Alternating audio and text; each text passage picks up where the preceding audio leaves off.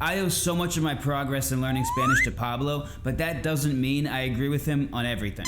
What's going on, guys? It's Nick. I'm the founder of Lengualytics and a fluent speaker of the Spanish language, which means I'm arguably bilingual. But Pablo is so lingual that I actually don't know the prefix. Maybe octolingual or decalingual. Pablo knows so many languages that I've actually forgotten the list. But 2 years or 1,000 hours is a long time to spend with the language, and even though I'm not a hyper polyglot, I do think my perspective is worth sharing, even if it doesn't fully align with Pablo's.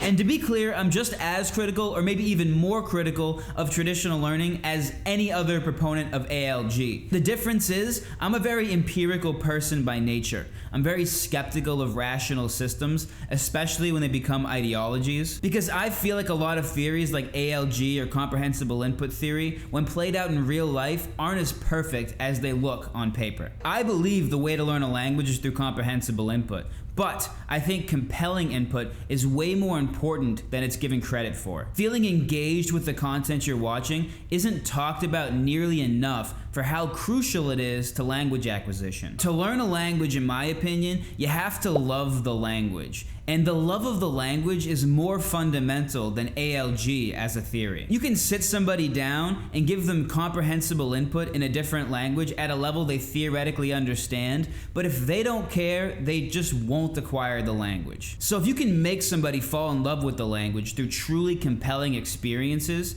that person will have a much better shot in the long run of learning the language than a lukewarm ALG comprehensible input learner. Now, so far, none of this contradicts anything that Pablo has ever said, but the disagreement springs from here.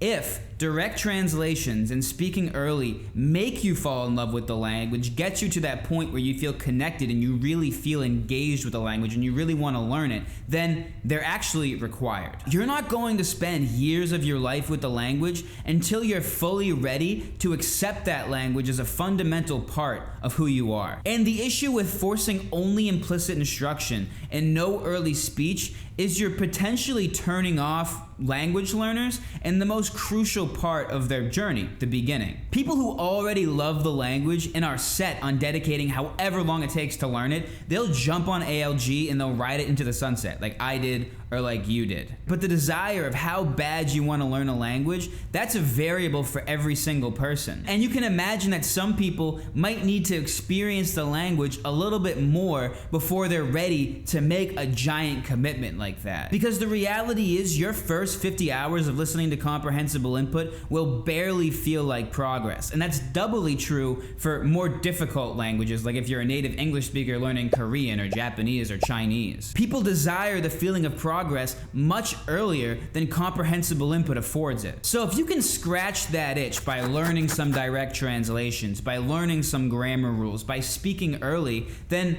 I don't think I could tell you in good conscience to not do that. I don't think I would try to dissuade you. If that's what you need to build a connection to the language, then I would never get in your way. Let's take my story for instance. I was dating a girl who spoke very little English, so I had to speak early. I had no choice. But do I consider that an impediment?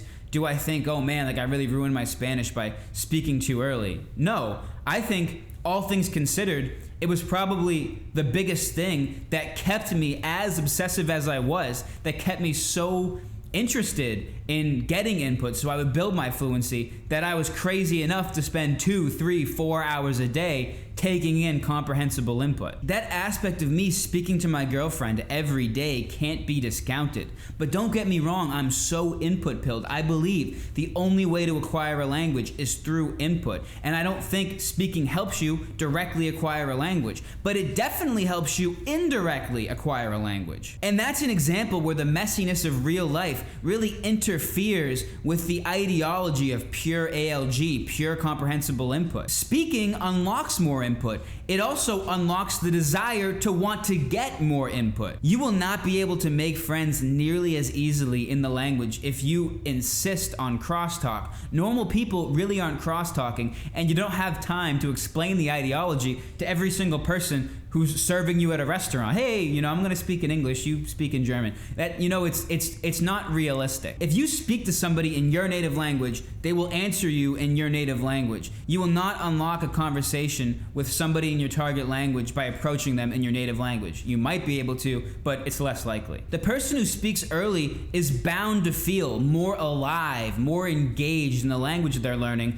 than the person who waits. That feeling of participation in the language is possibly what can help somebody get through that first beginner slog of comprehensible input, where every day it feels like you're just playing a difficult game of charades with the presenter. Without that early sense of agency, I can see many people just dropping off before the input has time to do its job. Furthermore, you do need some explicit knowledge of the language if you're going to speak early, which is why this issue bleeds into the next issue, which is the no explicit instruction requirement. Anybody fluent in a language will tell you that it takes a long time to develop an automatic implicit vocabulary in your target language. I'm fluent in Spanish. Conversations feel natural to me, but I'm not perfect, and every day I'm reminded of the limitations of my own active vocab, and I do have to reach for conscious knowledge time to time. And I'm 1,000 hours in, and that doesn't include my output time. My output time is probably like 500 hours. So I speak a lot and I listen a lot. If we think about someone with less than 1/10 of my level of acquisition, they'll be absolutely hopeless in conversation without sometimes consulting their explicit knowledge of the language. And I'm aware of the potential downsides of speaking too early. I agree with all of them, but all of those downsides pale in comparison to the person just dropping out of the language entirely. And all that aside, I do want to say that I don't think explicit instruction is really the devil it's made out to be. I was talking to my mom about implicit acquisition one day, and I was explaining how you can acquire a word without ever actually knowing the direct translation. And then she said something that was so simple I couldn't dispute it. She's like, well, in English, I still look up words sometimes. And she's right. The more I thought about it, the more I realized how different the experience of a child learning their native language is from an adult doing the ALG method. Children are always asking questions, and they're always getting answers. Personally, I've always just looked up words if I've heard them so many times and I still don't get them. And I totally affirm that knowing a direct translation is not the same as acquiring a word.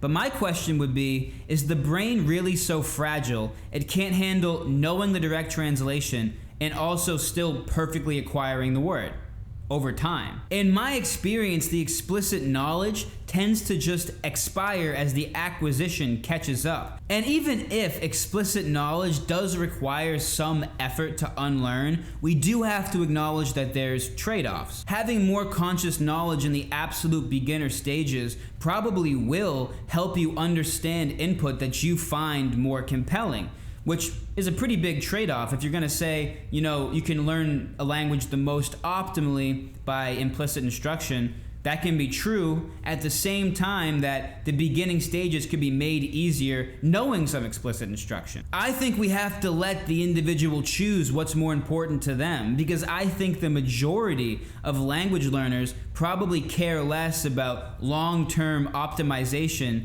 than they do participation and engagement in the language as soon as possible, as fast as possible. And I think the one thing we should all be able to agree on is that no matter if you spoke early, no matter if you had explicit instruction, after enough input in the long run, you will acquire the language. Maybe you won't acquire it as optimally as you could, but it will be acquired nonetheless. So if purism has felt like chains to you, in my opinion, it's better to just strip them off than to force yourself into a language learning methodology that suffocates you. A big reason I care about this is because I know how fragile motivation can be when you're just starting out in a language. That's why I built Lengualytics, so you can find content in your target language that's engaging to you, that's at your level, that you really want to watch. And I added metrics, graphs, visualizations, so you can see your progress rising even when you're not super sure it's working. Trying to bring that Duolingo level gamification to input-based learning. If that sounds useful to you, the link's in the description. And now YouTube, in a few seconds, is going to recommend you another video that it thinks you might like that I made. I also think you'll like that video, so please click on it. Thank you for watching. I'm sorry, Pablo.